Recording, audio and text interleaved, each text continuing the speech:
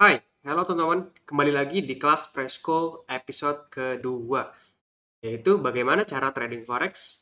Aku akan menjelaskan cara untuk bertransaksi di forex market dan istilah-istilah dasar dari trading forex. Yang pertama, gimana sih cara kita menghasilkan uang dari forex market? Contoh seperti yang teman-teman lihat di sini, mungkin teman-teman melihat ada GBP USD sama dengan angka tertentu. Nah, ini kita sebut dengan base currency dan ini adalah quote currency. Artinya dibaca harga GBP dalam USD itu berapa sih? Gitu. Nah, untuk trading di pasar forex sendiri sama halnya dengan pasar saham, teman-teman. Beli atau long di harga rendah dan tutup di harga yang lebih tinggi. Keuntungan diperoleh dari transaksi tersebut. Atau kita short selling, jual di harga tinggi dan menutupnya di harga rendah. Contoh deh, misal kita beli 10.000 euro di harga 1,18 untuk euro USD senilai 11.800 dolar katakanlah. Kemudian kita menjual 10.000 dari 11.800 tersebut di harga 1,25. Maka kita memperoleh keuntungan sebesar 12.500 teman-teman. Karena kita jual 10.000 di harga 1,25, uang yang kita peroleh adalah senilai 12.500. Sehingga keuntungannya adalah 700 dolar. Karena modal kita kan 11.800, terus kita dapat jual di harga 12.500, otomatis keuntungannya adalah selisih dari nilai jual tersebut, yaitu adalah 700 dolar. Nah, mungkin agak sulit ya. Nanti kita akan bahas lagi mengenai pips, poin, dan cara menghitung keuntungan. Kita pahami bid, ask, spread, pips, dan lot terlebih dahulu, teman-teman. Apa sih itu bid? Jadi bid itu merupakan harga jual kita ke pasar. Ask itu harga beli kita ke pasar. Bid selalu lebih rendah dari harga ask.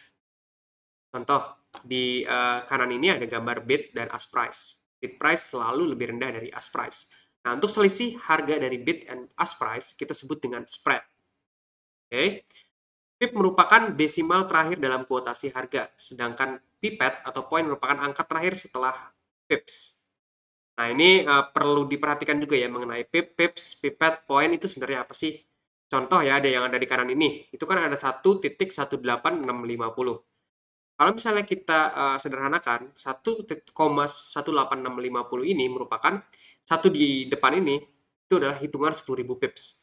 Ini adalah 1.000 pips. Jadi contoh kalau misalnya ini satu jadi dua, maka pergerakannya adalah pergerakan 10.000 pips. Kalau ini misalnya jadi dua, pergerakannya 2.000 pips, 1.000 pips, sorry. Untuk 8 ini 800 pips, 6 itu 60 pips, 5 pips, dan 0 poin. Ini adalah poin ya teman-teman. Kalau di sini ini 2 poin. Jadi kalau misalnya ada yang berbicara mengenai pergerakan, oh oke, ini market bergerak 1 pips. Artinya dua paling belakang ini kita sebut dengan pips bergerak. Contoh ini 65 ke 66, artinya bergerak sekitar 1 pips. Kalau misalnya 1,2 juga berarti 1,2 pips. Ini adalah 2 poin. 1 pips, 2 poin. Oke. Yang kita sebut dengan spread. 1,2 pips. Jadi spreadnya adalah 1,2 pips dalam hal ini. Oke, mudah bukan? Kalau misalnya tidak masih belum mengerti mengenai cara menghitung spread, cara menghitung pips, poin, dan lain sebagainya, itu berikan komentar di bawah, nanti kita akan coba bantu. Nah, untuk lot sendiri merupakan satuan jumlah transaksi, di mana lot standar satu lot itu merupakan 100.000 unit mata uang tersebut.